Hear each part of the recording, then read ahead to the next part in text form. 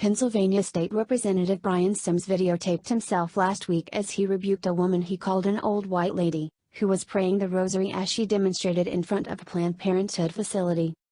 Who'd have thought that an old white lady would be out in front of a Planned Parenthood, telling people what's right for their bodies? Sims berated the woman as he filmed her praying as she walked. "Shame on you. What you're doing here is disgusting. This is wrong. You have no business being out here. Bring it, Bible bullies." He tweeted. "You're bigots, sexists, and misogynists, and I see right through your fake morals and your broken values." In his video recorded outside Planned Parenthood of southeastern Pennsylvania, Sims said, "Today's protester, now, she is an old white lady, who's going to try avoid showing you her face. But the same laws, luckily, that protect her being out here also protect me from showing you who she is. And, so, my hope is you'll donate $100 for every extra hour this woman is out here telling people what's right for their bodies." Sims then directly harassed the woman as she prayed while walking. "I have a couple of questions for you, ma'am. How many children have you clothed today? I'm sorry, I missed your answer. How many children have you clothed today? How about how many children have you put shoes on their feet today? Have you fed any children today, or have you just stood out in front of a Planned Parenthood shaming people for something they have a constitutional right to do? Huh? Huh? If you're here about the children, you can pray at home for children. It's probably the same place that you can feed a child. But, you're not. Instead, you're out here shaming people for something they have a constitutional right to do."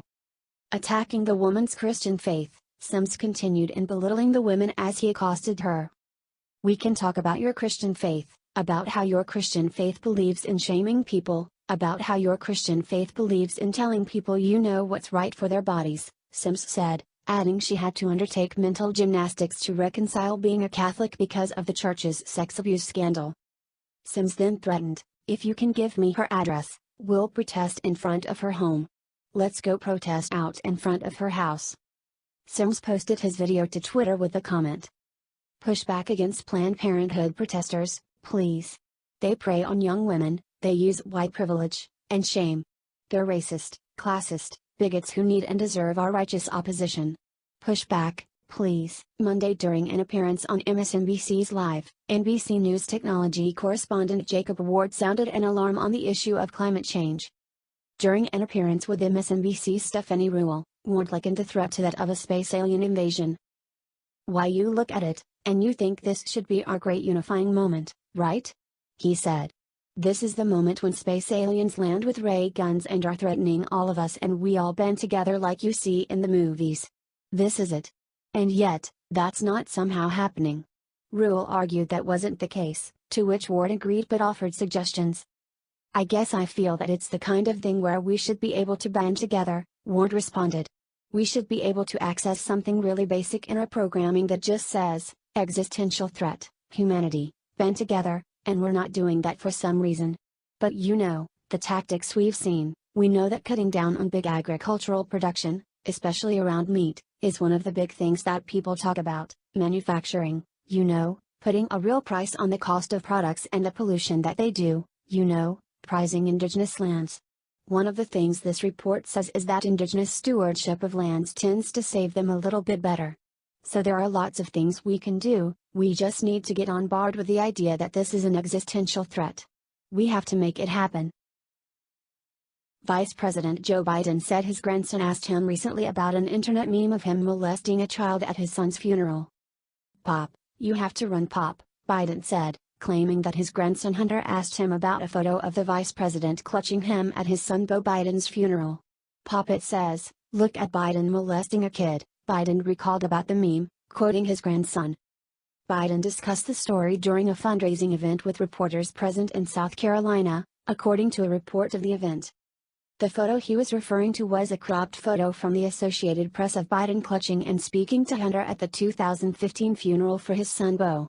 The meme tries to capitalize on other photos on the internet of Biden touching children and making them feel uncomfortable. Biden said he relayed the story to show supporters that both he and his family were aware of how Trump could attack the Biden family during the 2020 election, but he spoke in detail about a conversation he had with his grandson Hunter. Biden's grandson Hunter is the son of Hunter Biden, who divorced his wife in 2007 and had an affair with his dead brother Beau Biden's widow. The couple broke up, however, shortly after Biden announced his presidential campaign. Biden said that his grandson was gravely aware of the story, which is why he had to run for president. "Pop, I know is going to be mean, they're going to say bad things about Daddy," Biden continued, saying that he was quoting his grandson. "Mommy and Daddy had a divorce and they're going to really go after that." Biden elicited sympathy from the crowd as he related the story. "My generic point is they know how tough it's going to be," he said, referring to his family. Tech giant Microsoft is taking a step into the world of election security, offering a new open-source software called Election Guard, which it claims is an end-to-end voting verification system to modernize elections. AP News reports that Microsoft is entering the world of election security with the introduction of new open-source software called Election Guard. The name of the new software seems quite close to Microsoft's partner NewsGuard, the browser extension bundled with the Microsoft Edge mobile browser that purports to be the arbiter of reliability in media. In practice, NewsGuard has repeatedly verified hoax Russian election tampering stories as true while blacklisting multiple conservative news websites as fake news. Now, Microsoft is offering to step in to make voting more secure and transparent, according to the company. Microsoft CEO Satya Nadella said in an announcement on Monday at a Seattle developers conference that the software would help to modernize all of the election infrastructure everywhere in the world. Currently, the market for election equipment in the U.S. is controlled by three little-known companies: Election Systems and Software of Omaha, Nebraska, Dominion Voting Systems of Denver, and Hart InterCivic of Austin, Texas. These companies have been criticized for their lack of transparency and security issues in the past. So far, S&S and Hart InterCivic have expressed interest in working Microsoft and its Election Guard software. Microsoft plans to provide the Election Guard development kit to interested parties for free as part of the company's Defending Democracy program. Microsoft's Office 365 application suite will also be offered to political parties and campaigns at a 75% discount as part of this initiative. Josh Benoit, a senior cryptographer at Microsoft Research and a key contributor to the Election Guard project, stated that Election Guard is meant to work as a standalone project but can be implemented in existing election systems also. Benoit stated, "It can be used with a ballot marking device. It can be used with an optical scanner, on hand-marked paper ballots."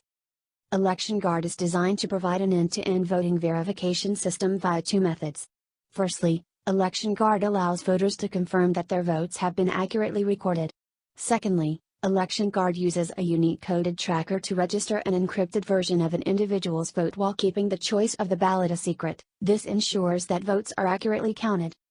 Edgardo Cortes, a former Virginia elections commissioner now with New York University's Brennan Center, commented on Election Guard stating, "I think it'll take a while to catch on and see how beneficial Election Guard ends up being, but I think it certainly does have a great deal of potential." Microsoft will be partnering with Columbia University to audit the Pilot Election Guard pilot program. Microsoft is not a stranger to the federal government. Christopher C. Curbs, who served as the Director for Cybersecurity Policy on Microsoft's U.S. Government Affairs team, was appointed as the first Director of the Department of Homeland Security's Cybersecurity and Infrastructure Security Agency, CISA, by President Trump in June 2018. In an interview on Talk 99.5's Matt and Ani show Monday morning, Alabama State Representative John Rogers, D., claimed Senator Doug Jones, D.L., agreed with his remarks last week on abortion but was furious because it caused stress to his re-election campaign. During the interview, Rogers described a phone call between himself and Senator Jones after he made the remarks on abortion. "Everybody who knows me knows I'm combative," Rogers stated. "And I told Doug that if you want to come out against me, I'm coming out here against you." Rogers then said Jones was right in his remarks, but he had to come out against him for political reasons.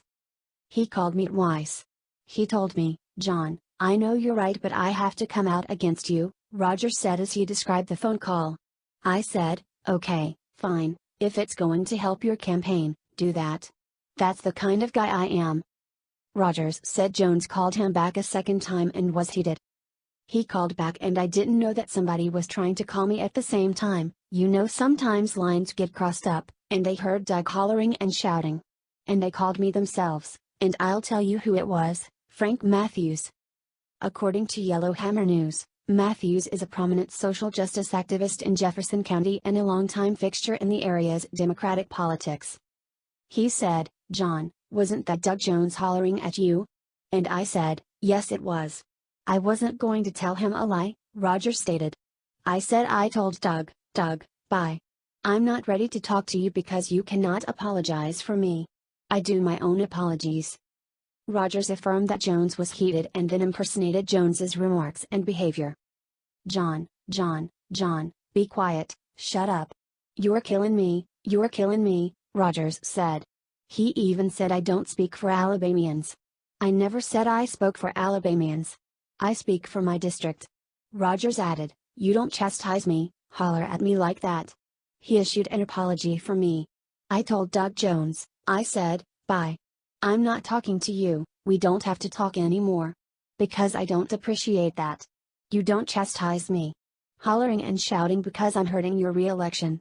It's bigger than re-election, what I was talking about." Doug Jones was a good friend of mine, Rogers said in regards to the situation. I said, "Was. And that's how I feel about it right now." Listen,